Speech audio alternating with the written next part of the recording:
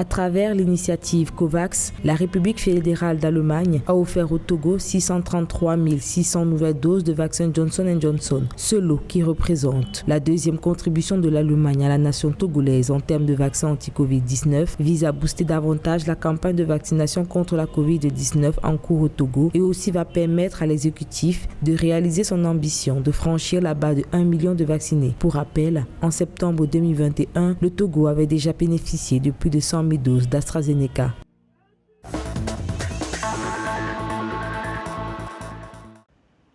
Le ministère ivoirien de la Santé a réceptionné la dernière tranche des 836 400 doses de vaccins Sinopharm achetées par le gouvernement via le mécanisme COVAX. Cet achat vient renforcer la couverture vaccinale des populations qui comptent plus de 4,3 millions de personnes vaccinées. Toutefois, le ministère ivoirien de la Santé appelle les populations ivoiriennes, surtout celles éligibles ou en situation de pathologie, à se mobiliser davantage pour la vaccination afin de se préparer contre une 5e vague qui secoue certains pays.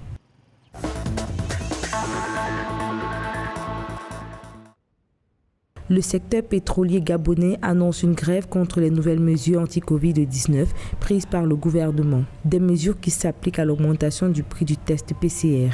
Une mesure que l'Organisation nationale des employés du pétrole a transmis aux travailleurs du secteur pétrolier le 27 novembre un questionnaire pour recueillir leur position sur le dépôt d'un préavis de grève contre l'obligation vaccinale et toute augmentation du prix du test PCR. Il s'agit de l'obligation dès le 15 décembre de présenter un test PCR négatif ou une attestation de vaccination pour l'accès aux administrations, entreprises et tout autre lieu public. Il devra aussi cocher sur la fiche dédiée son pour ou contre l'augmentation du prix du test PCR, tarifé à partir de la mi-décembre à 20 000 francs CFA normal et 50 000 francs VIP. Le sondage prend fin le 30 novembre prochain, avant probablement une assemblée générale de décision des syndicats susmentionnés.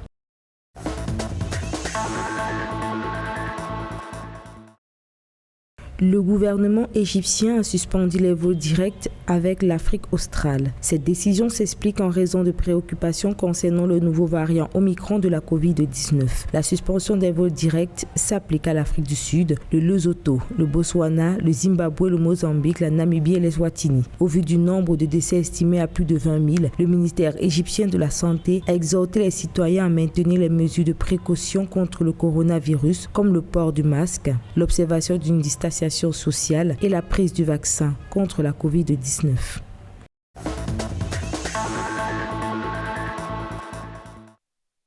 Le 27 novembre 2021, le ministère tunisien de la Santé a annoncé que de nouvelles mesures barrières ont été imposées à l'entrée au territoire tunisien. Ces mesures font suite à l'apparition d'un nouveau variant de la Covid-19, Omicron. En effet, il sera désormais obligatoire de présenter un certificat de parachèvement de la vaccination ou un pass vaccinal. Les autorités sanitaires tunisiennes ont également imposé un confinement de 10 jours au sein de l'un des centres aménagés en la matière. Ainsi, la Tunisie compte un total de 717 163 cas confirmés et 25 363 décès depuis l'apparition de l'épidémie dans ce pays en mars 2020.